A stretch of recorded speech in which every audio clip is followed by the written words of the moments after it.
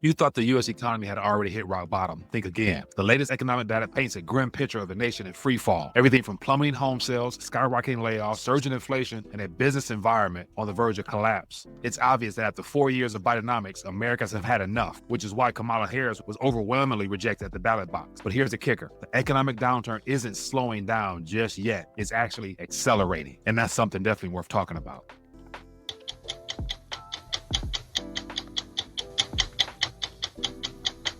All right, so I want to take a quick minute to share some thoughts in reference to just some key figures that have been given to us over the last couple of weeks that paint a very different picture than what we were told for the last year or two under the Biden regime. And so at this current moment, looking forward, it's going to need to be addressed. And it has a lot to do with the current economic conditions and how bad things really are under the surface. And so while the mainstream media might have you think that we're on the road to some type of recovery, in actuality, on the other, it's becoming obvious to me, as well as you, I'm sure, that all this Trump rhetoric might not be any better than what was given to us under the previous administration, just because the debt is too large and there's no way of solving it, so they must reboot the system. So as always, if you guys want to hear more of these little quick takes, definitely hit that thumbs up button to show your support for the channel, and then drop a comment down below. Let me know what you're thinking on this subject matter, and feel free to add to it. And if you're new to the channel, definitely hit the subscribe button as well as the bell notification so you'll always be plugged in when I release these quick little deep dives. So the main thing is starting with the housing market. So where things are looking worse than they actually did during the Great Recession. And so the housing market has appeared to hit historic lows when it comes to pending home sales, which might be the lowest level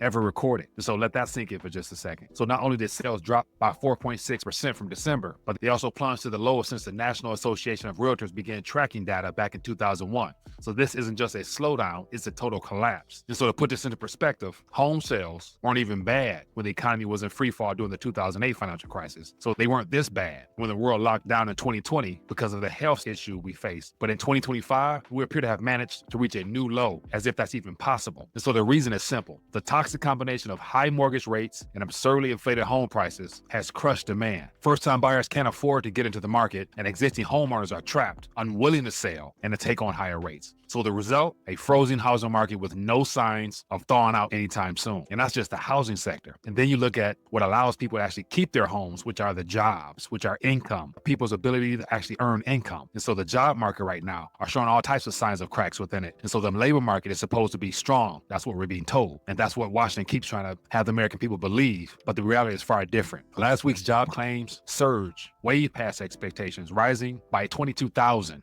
to a staggering 242,000 new claims, the highest level since December. And so that's not a little small blip either. That's a major red flag. And so it's becoming quite obvious that masks are sweeping the country, from tech giants to manufacturing plants, and now even the federal workforce in Washington, D.C. is feeling the squeeze. So with jobless claims, they're spiking by a jaw-dropping 26%. So what does this actually tell you? Even the bloated bureaucracy that seemed immune to economic hardship is now feeling the pain. And let's not forget, as layoffs continue to mount, these unemployment numbers are only going to get worse. And that's something that you won't hear from the mainstream media, because between the housing and unemployment issues, that'll be too much to bear. And then you factor in that second wave of inflation that I keep talking about is clearly underway. More than likely going to be worse than before. But remember, when they told us that inflation was under control, it turns out they were lying all along. To our surprise, it's becoming obvious that inflation is surging again, hammering Americans where it hurts most, and that's food, housing, and everyday essentials. And so just recently it was stated that beef prices alone jumped by 5.5% in January, far outpacing already painful 1.9% increase in grocery costs overall. And then let's not forget the egg prices, where I've even seen people label it eggflation, because those prices are now going through the roof. So a single 60-pack of eggs now costs $43 in California, forcing some shoppers to joke, or not, about needing a loan just to afford breakfast. And the USDA is now projecting egg prices will spike another 41% this year. So this isn't just an economic inconvenience, it's a full-blown crisis. So families across America are being crushed by the relentless surge in prices, and there's no relief in sight. And then let's not forget the lifeline of our economy, which are the businesses themselves, and they appear to be shutting down left and right. So while Washington fiddles, the real economy is burning right now. So businesses that once thrived are shutting their doors, leaving workers scrambling for survival. Take Liberty, New York, for example. The only factory in town, a Frito-Lay plant that employed nearly 300 workers, is shutting down for good.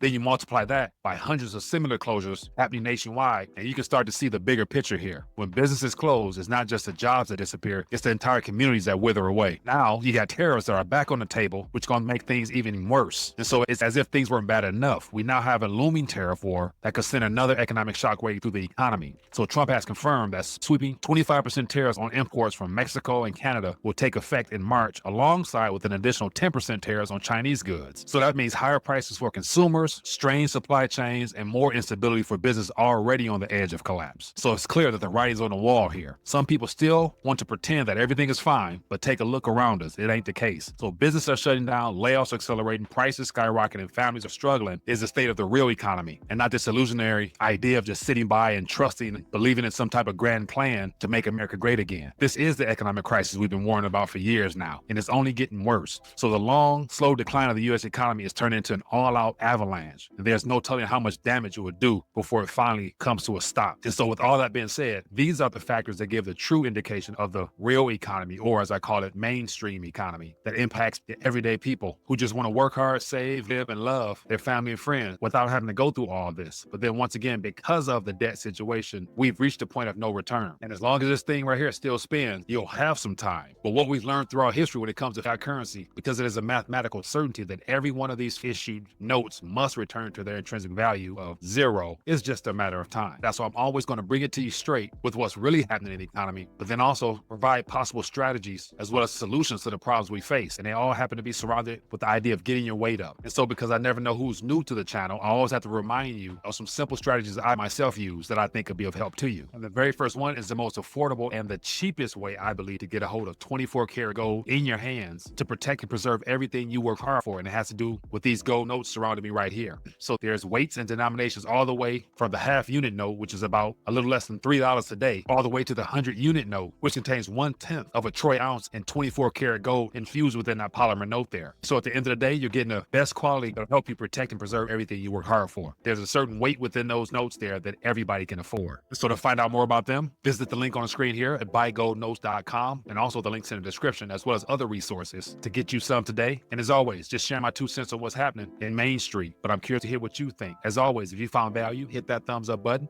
drop a comment, let me know what I missed, and then make sure you subscribe, and I'll catch you on the next deep dive. Enjoy your day.